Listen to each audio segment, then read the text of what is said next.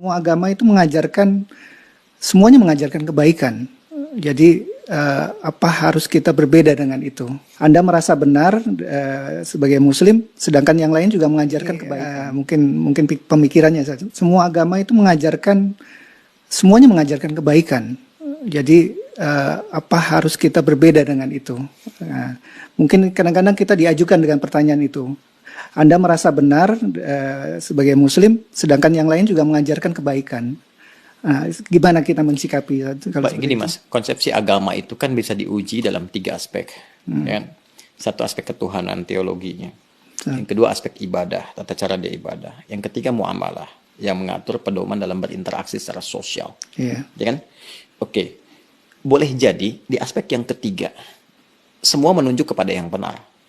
Mengajarkan interaksi yang benar dengan sesama. Yeah. Silahkan Anda cek ya.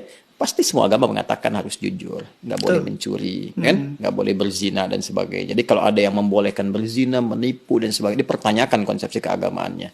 Di aspek yang ketiga ini, secara hukum sosial, semua bisa sepakat. Tapi dikatakan agama harus memenuhi unsur 2 lagi. Konsepsi ibadahnya bagaimana? Di agama pasti ada ibadah, karena ibadah itu konsekuensi dari keadaan seorang hamba yang menuhankan sosok Tuhan. Pembuktian dari sifat menuhankan itu adalah ibadah. Harus menyembah Tuhannya. Bagaimana konsepsinya? Caranya bagaimana dia beribadah? Diatur tidak? Cara dia ibadah seperti apa? Ditunaikan kapan? Bagaimana teknisnya? Apa maknanya? Apa hikmahnya? Apa implementasi ibadah itu bagi kehidupan? Di titik ini pasti akan ada perbedaan. Oke, saya sebagai Muslim, ya dengan saudara-saudari kita sebangsa setanah air dan non-Muslim, konsepsi ibadahnya pasti beda. Ya, saya di Islam. Kenapa saya meyakini Islam misalnya? Karena konsepsi ibadah saya, ya, yang saya jalani dalam Islam, itu menurut saya yang paling sesuai, paling lengkap, paling akurat, paling rasional. Ya, dari sisi sholatnya misalnya, ibadah pokok itu kan sholat. Waktunya jelas diatur, kapan saya mesti sholat. Panggilannya jelas. Kemudian bagaimana penampilan saya saat akan menunaikan sholat jelas. Apa yang harus saya lakukan sebelum sholat jelas. Sebelum sholat kamu wudhu dulu. Ada langsung firmannya dari Allah, bukan rekayasa manusia, bukan buatan Nabi Muhammad SAW, kan?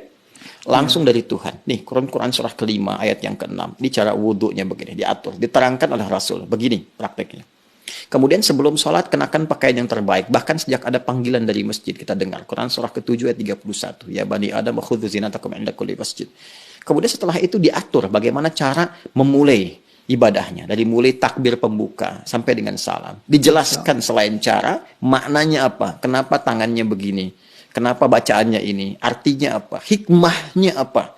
Lalu kaitan dengan implementasi kehidupannya bagaimana? Apa dampak sholat kepada kehidupan? Turun banyak ayat. Inna salata tanha 'anil fahsya'i wal munkar. Quran surah ke-29 ayat ke-45. Nanti sholat ada kaitan dengan ketenangan hati, sholat kunci kebahagiaan, kesuksesan, dan dibuktikan oleh jejak sejarah. Orang-orang dulu ketika dia sholatnya benar, terjadi itu semua. Nah ini yang menjadikan kita yakin sebagai Muslim memeluk Islam. Bagi penganut agama lain, punya konsepnya sendiri. Kita nggak bisa paksakan semua sama di titik ini dalam konsep keberagamaan. Apalagi kalau sudah masuk ke konsep teologis, ketuhanan. Ya kan? Nah, untuk menentukan agama ini, ya benar sebagai agama, kan mesti punya konsep ketuhanan. Nah, Islam pun menawarkan kepada kita secara ilmiah dan objektif untuk menguji bagaimana sih standar untuk menetapkan zat itu sebagai Tuhan, ya kan? Apa ukuran-ukurannya? Maka Islam menyampaikan, misalnya di Quran surah ke-42 Asy-Syura ayat yang ke-11, laisa kamitslihi syai' di ujung ayatnya. Ya, sifat Tuhan itu nggak boleh sama dengan selain Tuhan. Ya, harus beda, 100% harus berbeda. Ya, jadi kalau misalnya manusia ini lemah, maka Tuhan mesti lebih kuat. Nggak boleh sama dengan makhluk. Kan? Kalau manusia berpasangan, Tuhan itu harus esa, harus tunggal misalnya. Demikian banyak hal yang bisa ditampilkan. Nah, konsepsi teologi ketuhanan ini, setiap agama itu pasti berbeda. Ya kan? Nah, tinggal kita uji. Kan negara memberikan kepada kita hak penuh, merdeka untuk memilih. Dan dahsyatnya, Al-Quran memberikan kesempatan kepada kita itu secara merdeka. Terbuka untuk memilih. Bahkan dalam aspek teologi, di Quran surah ke-47 Muhammad. Ayat yang ke-19. Kata Allah, fa'lam. Anda mesti punya dasar pengetahuan. Annahu untuk menetapkan la ilaha illallah. Untuk menetapkan tiada Tuhan selain Allah. Jadi untuk menetapkan konsep ilahiyat, teologis, ketuhanan, yang meyakinkan kepada kita, oh ini Tuhan saya Allah. Ya kalau ditanya kenapa Anda nggak pilih Tuhan yang lain, kata Allah, Anda jangan sekedar bersyahadat misalnya, mengatakan asyhadu an la ilaha illallah. Itu syarat pertama menjadi muslim, syahadat. Tapi kalau Anda ingin kuat, ya dengan syahadat itu, dengan keyakinan teologi Anda itu, menuhankan Allah. Ini ilmunya loh. Makanya di Islam ada akidah, ilmu tauhid, fikul akbar. Nah, jadi boleh jadi semua agama itu punya konsepsi yang sama dalam aspek muamalat, interaksi sosial yang membawa norma-norma kehidupan dalam ragam interaksi sosial. Tapi bisa berbeda dalam konsepsi ibadah dan ketuhanan. Dan aspek ketuhanan yang paling pokok. Ya kan? Ya, ya. Jadi kalau semua sama, berarti kan mesti ada yang spesial, yang beda kan? Ya, betul. Nah, itu yang menjadikan Anda, saya, kita melihat yang spesial ini bagi saya.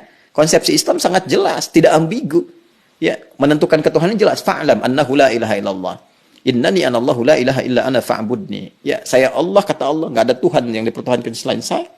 Ya, maka sembah saya. Nah, saya mencari, saya membandingkan, melihat dengan keyakinan lain, saya temukan yang paling jelas. Tidak ambigu, tidak susah dipahami sebagai muslim ya.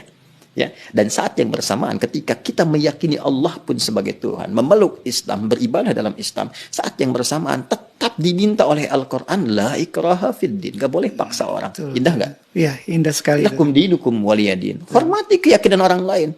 Kamu meyakini Islam sebagai agama yang benar, ya, tapi hormati orang lain juga.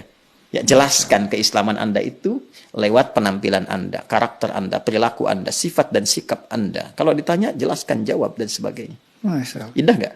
Indah, Pak. Ya, jadi di situ titik perbedaannya. Jadi nggak bisa kita katakan semua agama sama, karena konsepsi dasarnya itu berbeda. Iya, iya. Paham sekarang ya? Betul, betul. Nah, kalau paham berarti nggak ditanya lagi. Ya, mungkin kita luruskan, Ustaz. Jadi, Berarti ada yang bengkok. iya. Ya, yang diluruskan pernyataan saya atau ada masalah nih di luar. Yang berkembang sampai Anda angkat kaki gitu. Yang berkembang di masyarakat, Ustaz. Jadi, Muslim yang semakin berilmu, otomatis makin toleran terhadap masyarakat di sekitarnya. Mungkin bisa dibilang begitu, Ustaz. Ya, bisa disimpulkan demikian, toleran dalam aspek-aspek yang perlu ditoleransi. Betul, betul, betul. Dan ini ekspresi toleransi itu pun sesuai dengan kebutuhannya. Jadi jangan berlebihan juga. Nggak bisa toleran itu misalnya, ini lebih berkembang lagi, ikut-ikutan beribadah sesuai dengan agama-agama orang lain. Ya, nggak mungkin itu ya. Anda nggak bisa toleransi ikut ke tempat ibadah orang. Justru itu intoleran yang sangat tinggi. Iya. Paham nggak maksudnya? Paham, Ustaz. Paham. Apa coba? Ulang lagi nanti. Bukan. Intoleran yang sangat tinggi. Kenapa? Iya, Kenapa? Karena saat dia kebebasan. hadir di tempat orang itu, hati dia meyakini bahwa itu salah. Iya, iya. Tapi dia terpaksa hadir di situ untuk mewujudkan konsepsi yang salah. Iya, iya. Saya toleran nih, datang ke tempat ibadah orang lain. Tapi di hati dia mengatakan ini salah nih, ini nggak benar nih. Iya. Nah, itu kan kalau dalam bahasa agama, nifak, munafik, hipokrit gitu kan. Iya. Jadi saya kira itulah.